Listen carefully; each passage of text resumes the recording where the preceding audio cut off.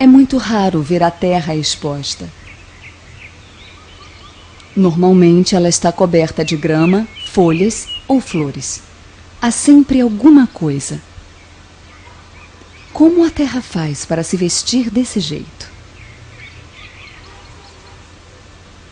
Para sabermos o segredo do solo, devemos olhar debaixo da terra.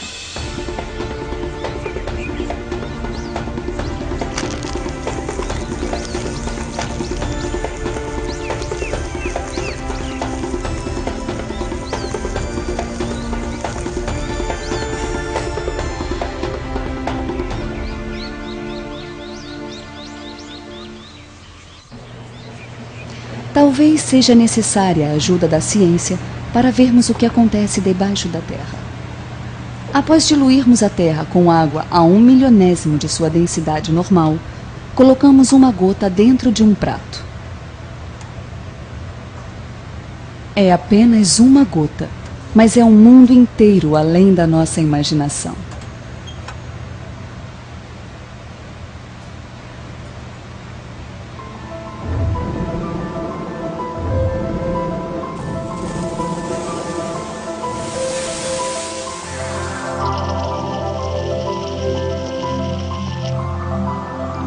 Estes seres cheios de energia são bactérias. Há mais de 5.000 espécies numa colher de chá. Uma população de mais de 100 milhões de seres microscópicos.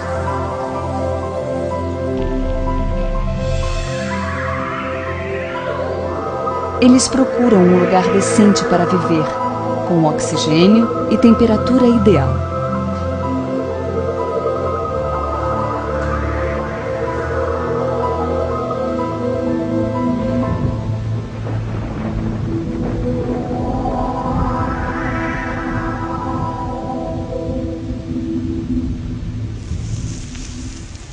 O solo é o lugar preferido de muitas bactérias.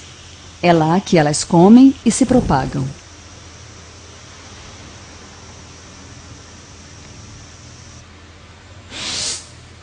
Isto tem 15 milionésimos de centímetro. É um número muito pequeno de se imaginar. A bactéria toca o solo e já faz parte dele. Este organismo se alimenta de ácido fosfórico. Quando há uma abundância desta substância no solo, a bactéria se torna essencial para reduzir sua quantidade. Um parasita interno que foi tratado com grande quantidade de fosfato e fertilizante.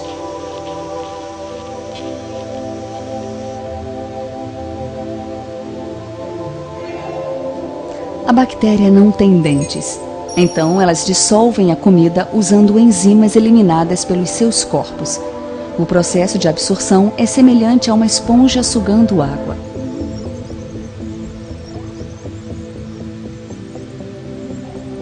A estratégia de sobrevivência da bactéria depende de números e não de tamanho.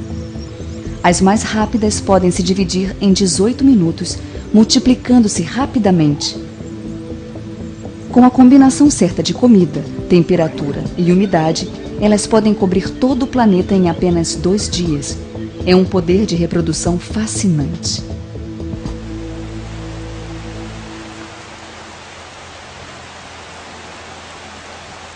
Depois da chuva, as montanhas emitem o odor do solo. Isto acontece por causa de uma substância chamada geosmina, emitida pelos actinomicetos. A reprodução é feita com germes como este. Muitos micro-organismos crescem debaixo de folhas secas e úmidas. Os organismos mais brancos são as hifas, que são massas de fungos filamentosos. Vistos separadamente, eles são muito pequenos.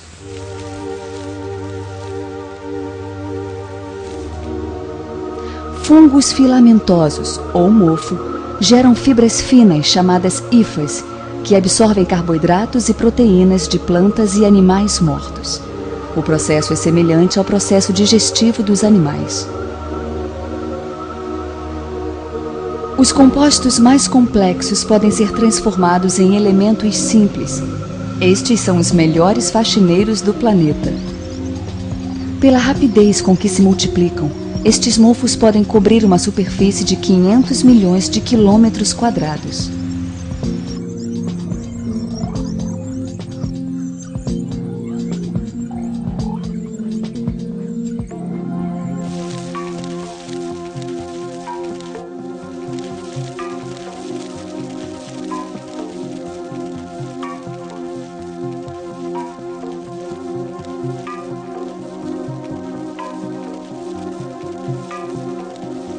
Os germes possuem várias cores.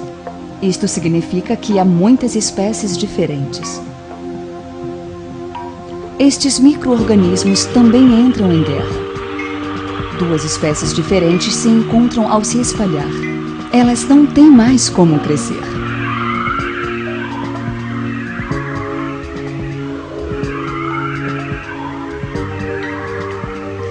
É o antagonismo, a interferência no processo químico de outro micro-organismo que mantém a evolução da espécie. É por isso que micróbios patogênicos não podem crescer rápido.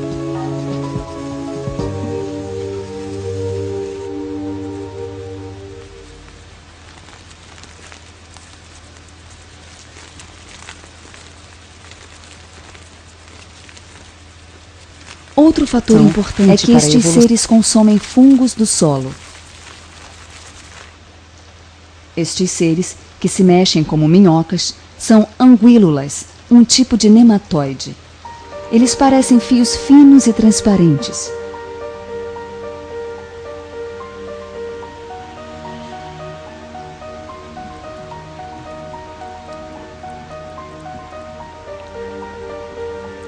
Uma anguílula perfura uma hifa com sua boca em forma de seringa e suga carboidratos, proteínas e lipídios.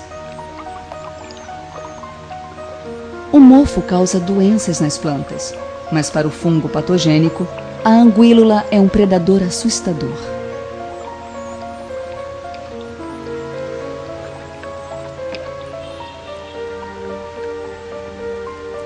Mas às vezes o jogo muda e o mofo vira predador das anguílulas. A anguílula está presa numa teia feita por um grupo de fungos.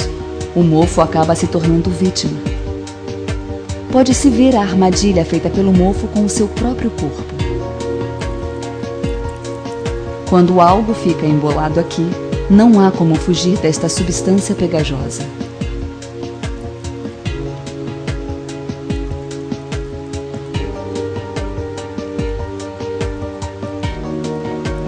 Se estes seres não se alimentassem uns dos outros, o mundo estaria repleto de mofo.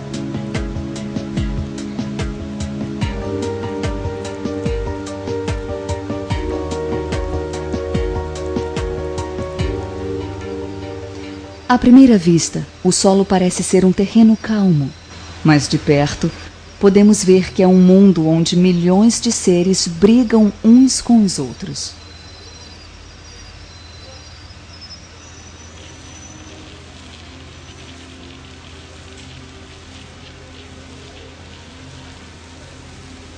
Graças ao fungo, todo ser que morre acaba voltando à sua forma original.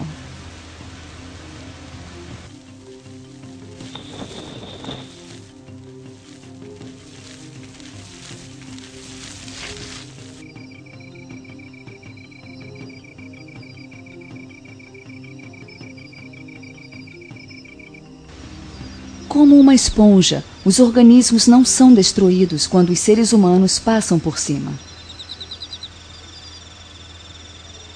Ao olharmos de perto, vemos que a hifa segura todos os grãos do solo juntos. Graças a estes micro-organismos, o solo não some como se fosse poeira.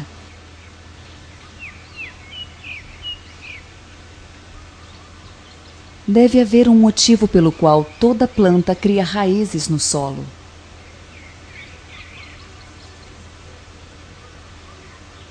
Assim como as folhas precisam da luz solar, as raízes entram no solo atrás de nutrientes.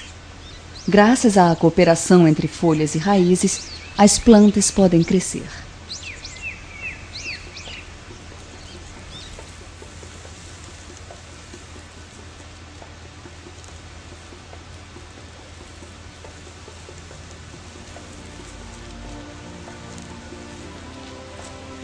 Uma raiz se ramifica e se multiplica sem parar, procurando oxigênio, umidade e nutrientes adequados para sustentar a planta.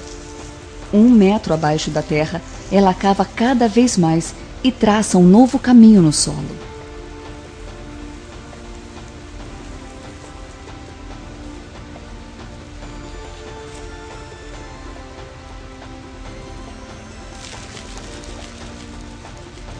Quando acha um lugar apropriado, ela cria pelos radiculares que interagem com o ambiente. Água e nutrientes passam por este caminho.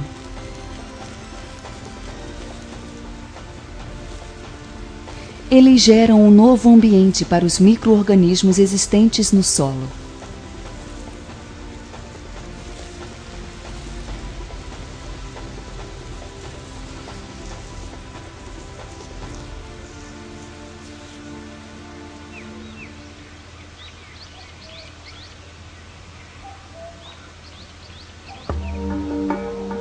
A água é sugada pelas raízes e sintetizada com ar e luz solar nos cloroplastos para fazer o açúcar das plantas, conhecido como sacarídeo. Uma parte do açúcar produzido é enviada de volta para as raízes.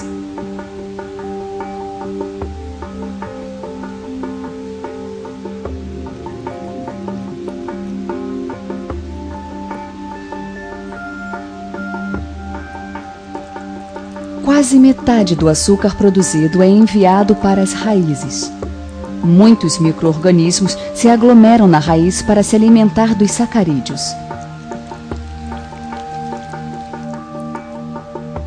Alguns seres subterrâneos nunca veem a luz do dia.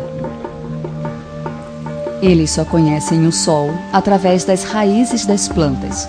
Em troca disso, eles dão para as raízes mais de 20 nutrientes inorgânicos. Os micro-organismos seguem seu rumo. Este é o habitat da raiz.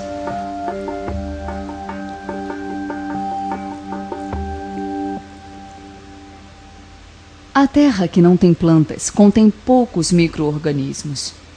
Elas são unidas como agulha e linha. O fungo em forma de pérola é um micro-organismo encontrado nas micorrizas. Ele entra em fendas e rachaduras nas quais as raízes não conseguem entrar e recolhe nutrientes para os sacarídeos das plantas. Em relação à terra estéril, isso aumenta a absorção de nutrientes pela planta 200.000 vezes. As micorrizas aumentam as hifas e vivem nas células das raízes. Por causa disso, a planta ganha mais 30 centímetros de raiz.